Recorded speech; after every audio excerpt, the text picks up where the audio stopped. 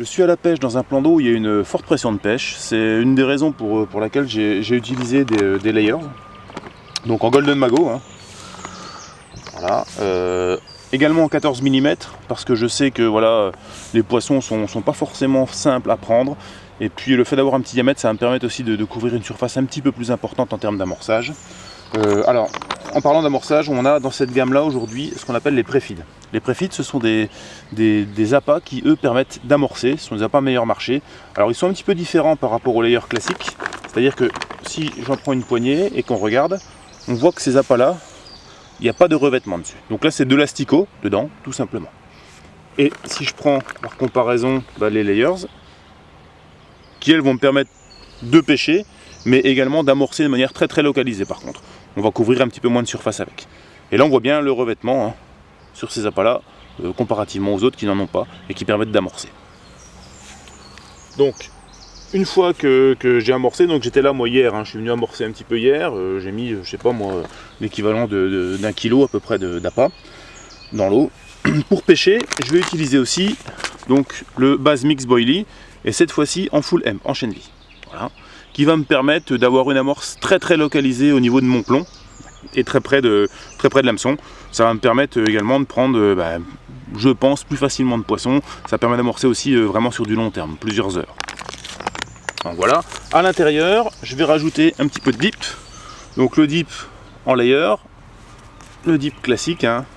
Alors celui-là c'est du Golden Mago, on va voir à l'intérieur bien les asticots. Donc c'est très très riche en asticots. Hein. Voilà, ça va permettre également dans ma farine d'avoir un petit peu de granulométrie, donc ça va être assez sympa. Hein. Quand les poissons vont taper dedans, les morceaux d'asticots vont décoller, vont bouger. Quoi. Et puis je vais pêcher également avec un montage bonhomme de neige, et je pense aussi certainement un petit shod. Donc là je verrai par la suite. Donc avec des fluos, avec différents types de couleurs qui vont être vraiment flashy, pour essayer vraiment de leurrer le poisson. Voilà. Je vais donc réaliser ma pâte, hein. Je vais mettre sur mon plomb après. Donc le Bass Mix en full hemp. Et c'est parti. Voilà. Donc j'en mets assez parce que je sais que je peux être amené à relancer. Voilà. Un petit peu d'eau.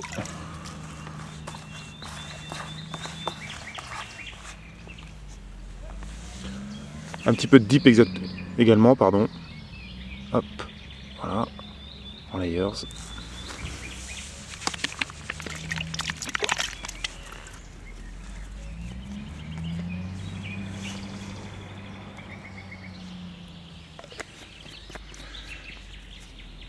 Voilà, puis maintenant j'ai plus qu'à mélanger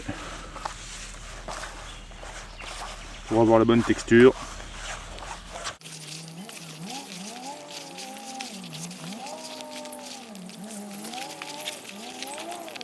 Ensuite, il ne me restera plus qu'à mettre ça après mon plomb. Et normalement, ça devrait le faire sans souci. Voilà le montage que je vais utiliser. Donc, on a ici un LED core, un X core. Et en bout, donc c'est un montage hélicoptère, on retrouve mon plomb sur lequel je vais pouvoir venir fixer facilement ma pâte d'enrobage. Ce plomb-là a vraiment, vous voyez, des cannelures hein, et des parties évidées, ce qui permet vraiment à la pâte de très bien tenir. Et ça va permettre de la propulser à relativement longue distance. Donc comme vous avez pu le voir, moi j'utilise un petit shod ici qui lui va permettre d'avoir vraiment des appâts décollés. Alors moi ça fait une dizaine de centimètres, hein, décollé une dizaine de centimètres. Pour l'hameçon j'ai utilisé un SB3, donc en numéro 10, donc petite taille. Et pour le fluoro, donc du Shadow en 40 centièmes. Voilà. L'intérêt du shod là ici c'est qu'on va pouvoir déplacer hein, les deux perles là pour pouvoir régler un petit peu la longueur qu'on souhaite. S'il y a beaucoup de vases par exemple, c'est intéressant de venir déplacer ces deux perles pour pas que l'ensemble s'enfonce. Voilà. On remarque ici donc deux petites bouillettes flottantes que j'utilise, c'est des Fluorolight en 10 mm. Hein. On retrouve voilà, dans la boîte. Voilà. Et puis voilà, donc maintenant je vais mettre un petit peu de pâte dessus et puis je vais le mettre dans l'eau pour voir quelle tête ça a. Donc je mets la pâte. Donc faut pas avoir peur de serrer bien fort. Hein. Et l'ensemble va tenir super bien.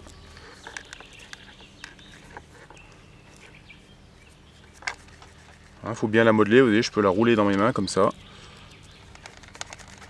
Alors on voit les asticots qu'il y a dans le Deep Mago. Hein.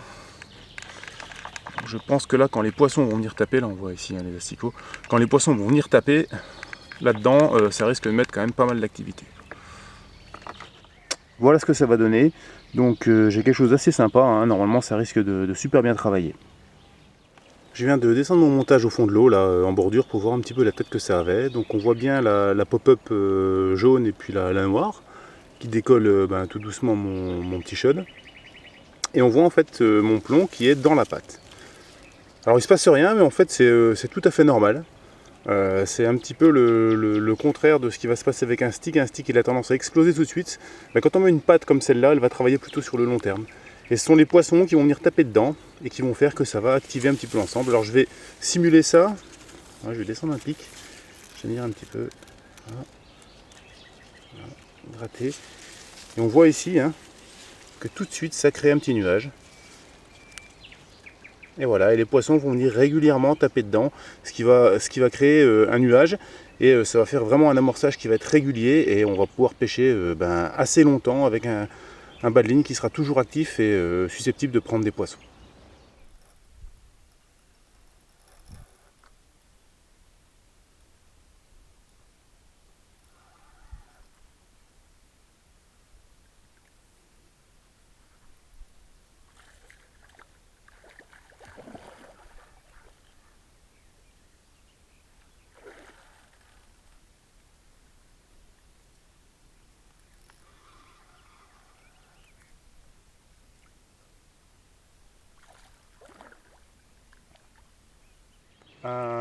Un beau petit poisson, très sympa, pris avec de la pâte, donc en full hemp.